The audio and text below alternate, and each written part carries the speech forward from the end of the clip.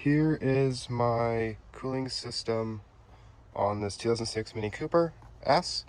There's a distinct difference between S and not, so it's a bit more in depth on the S. So starting off, major components, we have our overflow or expansion tank, depending on which vehicle it is. This one happens to have an expansion tank. Radiator up front behind our condenser for the AC. Down here is our thermostat housing underneath that bracket, along with a thermostat. Temperature sensor is right down there on the side of the cylinder head, and that's gonna take the temperature from there, because that's gonna be the hottest part of this engine, and most engines for that matter.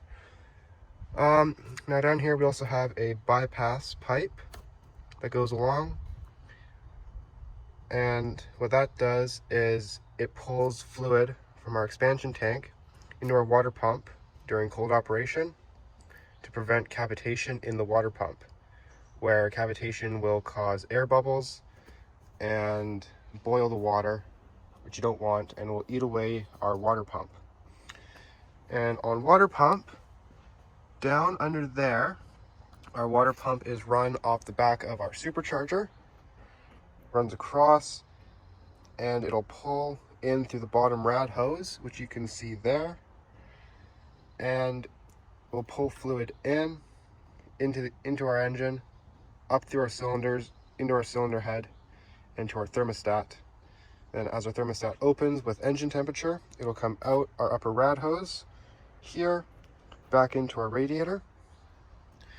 Then here there's a lot of hoses back here, because BMW, and we have a couple extra hoses that run along the back. Down here, those two go into our oil filter housing and act as an oil cooler, and one comes off the water pump through back up into our return line up here into our expansion tank. And it's hard to see the water pump, so I'll put a little picture here so you can see.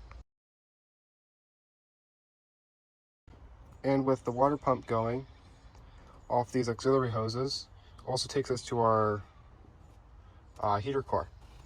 So you can see back there, maybe, they go into our firewall, and our heater core is located on the passenger side in behind the glove box. And what that will do is it acts as a radiator.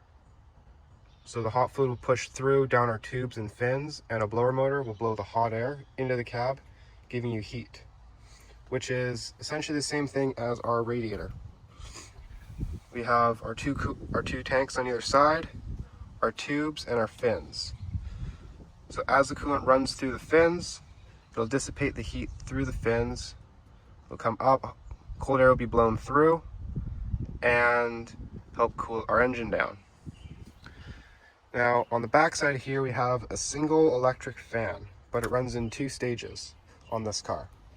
When you turn the AC on, it'll also turn on a low speed fan with a resistor, and then we have a high speed, which is up for operating temperature and if the engine starts to get really hot. So over here in our fuse box, we have our fuses. Now ignore this is something else. Luckily everything's labeled for me. And so my low speed fan doesn't work, but high speed does, which would be this green relay here. There's our pinout, and I have a little drawing here for our pinout. So there's our signal wires, so that will turn on the little electromagnet, closing the gate from 30 to 87, giving us power. Now I can demonstrate that with a little jumper wire here that I've made at work. And basically just jump those two there. Then you can hear that fan turns on, and that's what gives us the majority of the cooling in this system. And it's a little bit weird on this car. So with BMWs being weird, we have a diagram here to sort of show everything a bit better in detail. Engine, radiator, water pump, heater core, expansion tank, oil filter housing, and thermostat and housing. Now on the thermostat and housing, there's a common issue with these cars where it's sort of a cast plastic part or a molded plastic that are put together. So there's a seam around here that will crack and break, and this will blow coolant back out of here onto our header, emitting not a smoke, but a vapor of coolant and water, which is not good. But luckily this car does not have that issue yet. And so as it runs, our coolant will run up through our upper rad hose, down through the rad into the water pump, and push into the engine, and it'll try to come back up out through our thermostat. And with the thermostat closed, it won't allow water to continue to circulate through the radiator. So what it will do is there's a little bypass pipe in here that comes from our expansion tank. And it's hard to see down there, but there's a little bleeder screw way down there that you have to use to bleed the cooling system. It's very important on these cars. Another bleeder screw there. These are a pain to bleed at times. And another common issue with it. And so that prevents cavitation in our pump, which will eat away the fins in our pump, and it will cause overheating, lack of performance in the pump, and it can clog up the rest of your system. It'll clog up the tubes that go across in our radiator, and possibly the heater core as well. As you can see, it comes off here, through there. The heater core and filter housing and oil cooler are all sort of run off the auxiliary hoses in here. So thermostats are a cheap part and easy to replace, more or less, and they can cause some interesting issues in vehicles.